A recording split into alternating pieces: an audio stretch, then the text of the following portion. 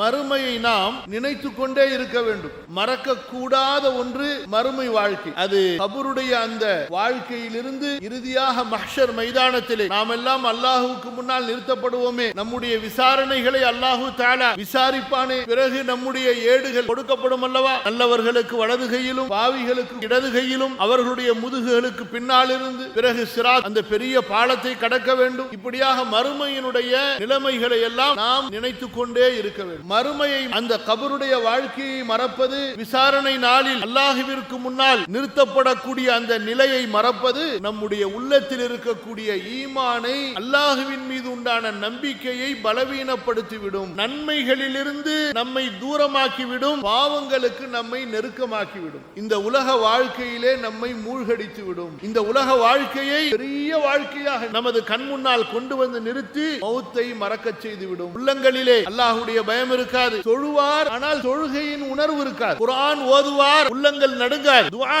கேட்பார், ஆனால் கண்களிலே கண்ணீர் வராது. மறுமையை மறப்பது, விசாரணை நாளை மறப்பது அவ்வளவு ஆபத்தான ஒன்று. அல்லாஹ் பாதுகாக்க வேண்டும்.